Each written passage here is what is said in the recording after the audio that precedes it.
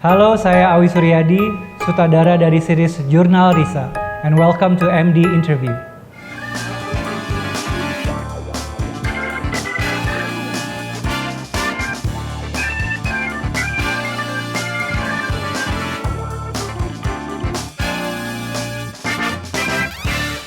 Jelaskan Jurnal Risa menurut Awi Suryadi. Jurnal Risa adalah series horor anak-anak yang bisa dinikmati oleh seluruh keluarga. Bagaimana proses awal persiapan pra-produksi, produksi, sampai pasca produksi series Jurnal Risa? Awalnya saya dengar bahwa Risa mengeluarkan novel yang menceritakan tentang liburan dia dan sepupu-sepupunya waktu mereka masih kecil. Dari situ saya pun tertarik karena ini bagian sepenggal hidupnya Risa yang belum pernah kita ceritakan di Danur Universe. Waktu Danur 1 kan Risa dari kecil, Act 2-nya tiba-tiba udah besar gitu kan. Jadi kayak ada gap 9-10 tahun. Nah, Jurnal Risa ini adalah kejadian antara gap year 10 tahun itu. Mulainya bercerita di situ, saya tertarik. Lalu dari novelnya kita coba adaptasi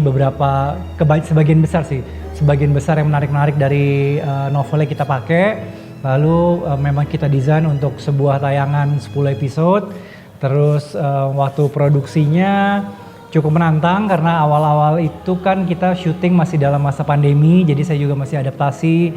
Terutama saya juga sudah 2 tahun nggak syuting waktu itu kan karena saya masih takut pandemi. Setelah 2 tahun nggak syuting, tiba-tiba ya memang saya mencari sebuah tantangan sih. Tapi saya juga nggak nyangka tantangannya ternyata lebih besar dari yang saya antisipasi. Syuting 10 episode, lokasi-lokasinya juga susah gitu kan, banyak yang outdoor, di hutan, di jembatan, di gua. Terus cast-nya juga anak-anak, itu saya juga miss karena kan saya ngebayanginnya ya mungkin kayak 5-6 anak-anak. Saya lupa bahwa kan bukan cuma sepupu-sepupunya Risa, ada hantunya anak-anak juga, ada teman-temannya anak-anaknya juga, ada musuhnya anak-anak juga. Jadi syutingnya super chaotic tapi ya tetap fun sih gitu. Terus kalau post productionnya cukup lancar ya karena memang kita udah ngedesain shooting days yang cukup. Lalu kita sempat ada syuting tambahan cuma karena ngerasa kayaknya ini bisa kita take lagi di adegannya, dan karena memang masih ada waktu cukup jauh dari tanggal tayang, akhirnya memang kita ada yang kita retake gitu. Adakah treatment khusus yang diberikan Awi Suryadi untuk series ini?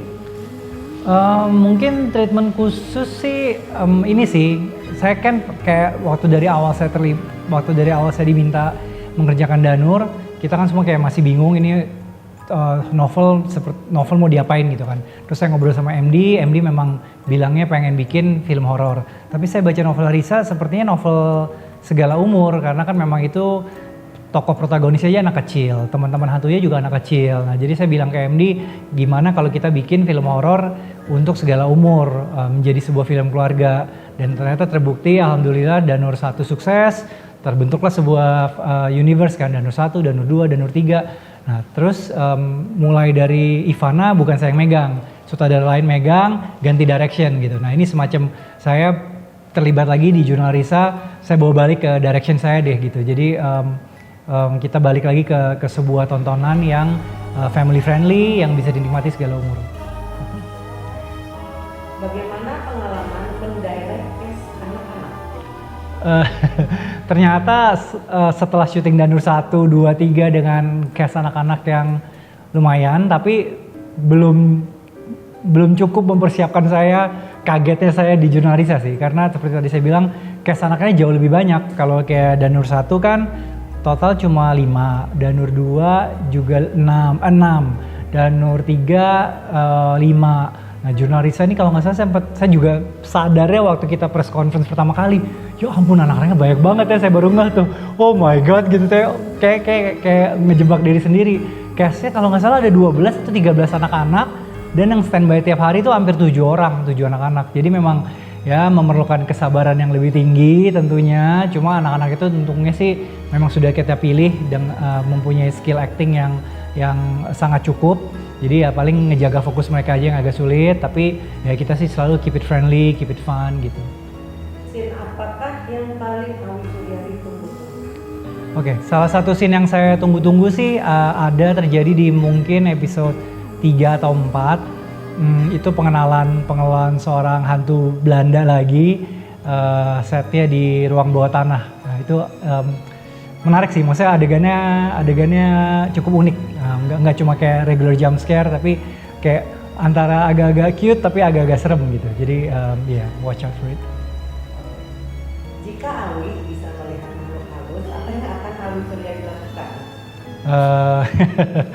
Jika saya bisa melihat makhluk halus, jadi paranormal deh, nggak jadi saudara. Pesan apa yang ingin disampaikan dalam series Jurnal Risa? Sebenarnya pesan besarnya adalah kan kita nih mengikuti Risa yang masih adaptasi dengan kemampuan dia kan melihat makhluk halus kan. Risa masih belum bisa terima keindigoannya dia. Nah gitu. By the end of the season kita bisa ngelihat bahwa Risa tuh mulai mengembrace kemampuan dia.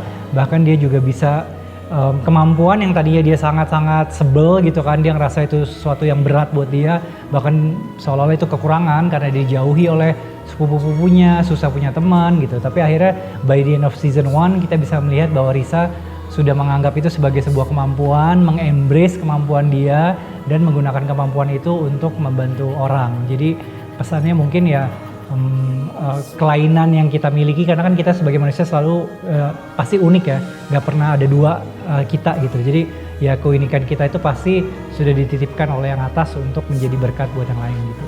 Sebutkan alasan kenapa harus nonton series Jurnal Risa. Terutama untuk fans Danur dan Danu Universe, ini sebuah series yang akan melengkapi experience kalian dalam menikmati Danu Universe, karena ini mengisi kekosongan antara Risa waktu umur 8 sampai sekitar umur, kalau di film dia udah umur 17. Nah, series Jurnal Risa ini kejadiannya Risa umur 11 atau 12. Nah, jadi kita tahu tuh di kosongnya film Danur 1. Nah, inilah kira-kira kejadiannya. Gitu. Jangan lupa saksikan series Jurnal Risa di Disney Plus Hotstar.